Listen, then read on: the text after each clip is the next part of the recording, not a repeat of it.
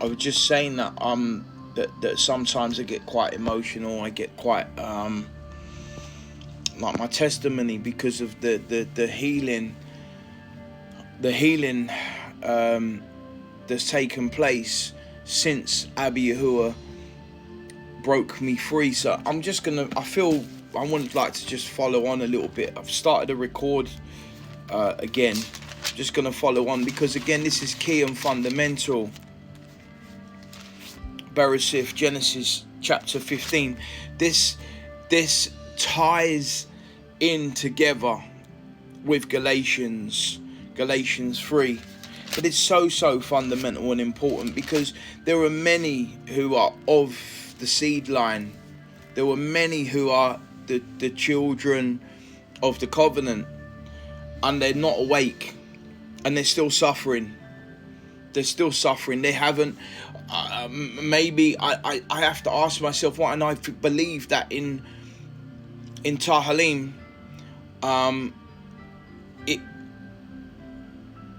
Yahuwah says, this is the generation of those who seek him.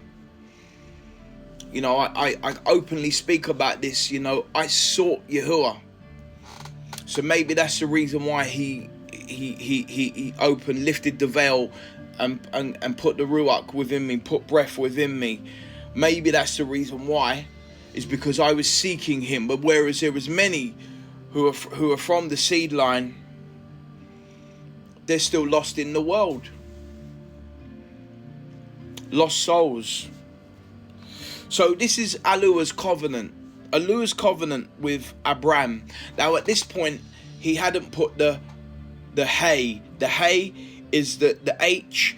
The H in the Abri makes a R sound. It's written AH.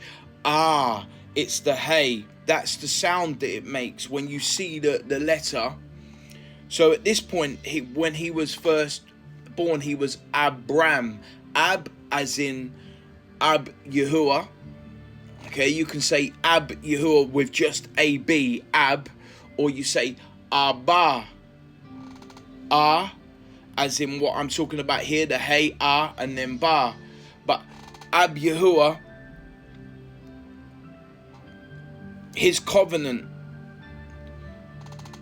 verse 15, chapter 15 and verse 1.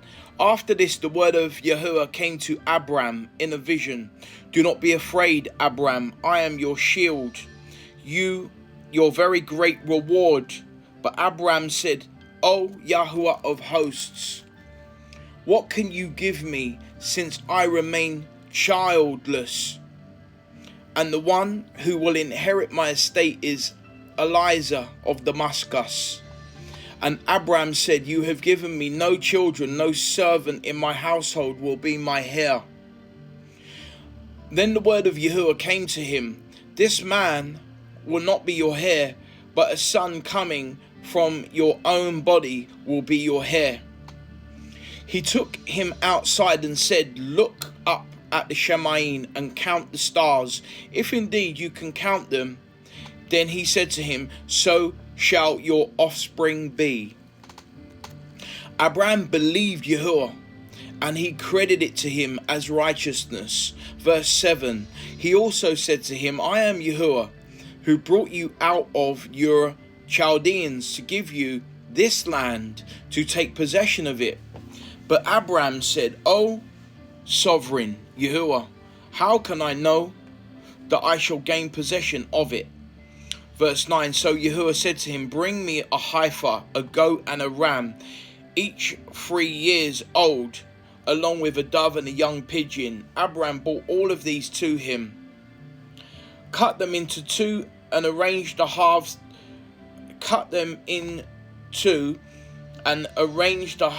opposite each other. The birds, however, did not cut in half.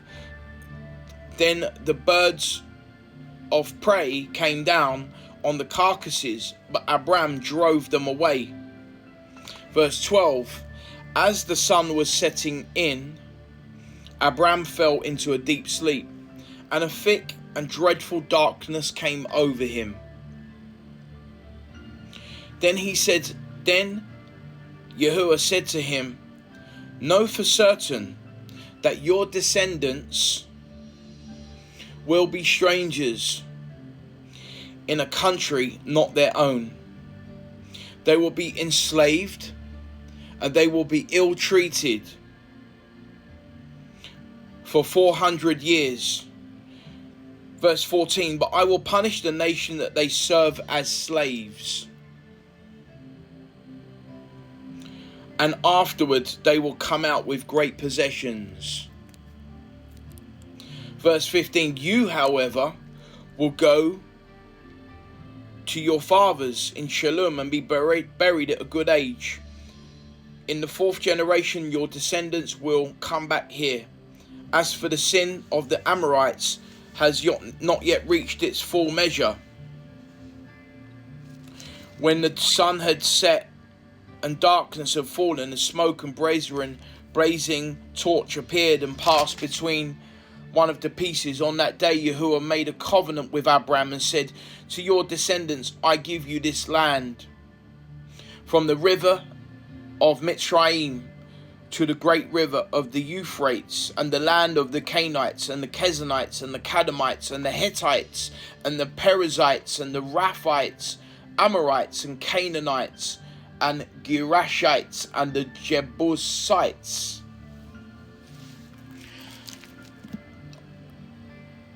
This is the curse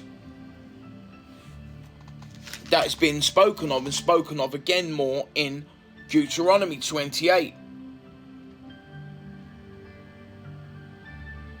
They will be slaves and they will be ill-treated.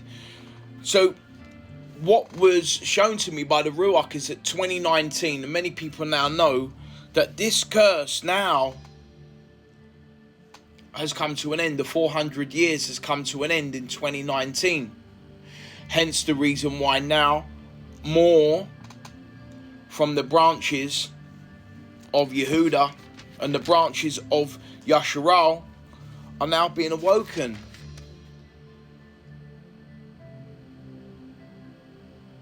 It does say they will come out with great possessions. Yahuwah will Baruch Yasharal again. Yasharal will not be poor, will not want for anything. Yasharal will be great again. He's raising up the nation of Yasharal right now.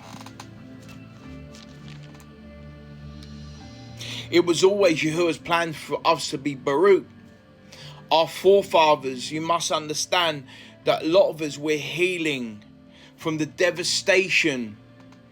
Our forefathers who rebelled and disobeyed Yahuwah. Again, you know, I've read this and I'm going to read it again and again and again. I'm never ever going to get bored of reading this, because this is, when I read this, I shed tears. I shed tears. I could see now throughout my life the protection of Yahuwah. I can see now how Hashatan put many things in my life, including people close to me, very close to me, that were working. Hashatan was using them as a blocking point, because he knew that one day that the curse was going to be lifted and we were going to start to grow. It said Yahuwah will send fearful plagues on you and your descendants. Deuteronomy 28:59.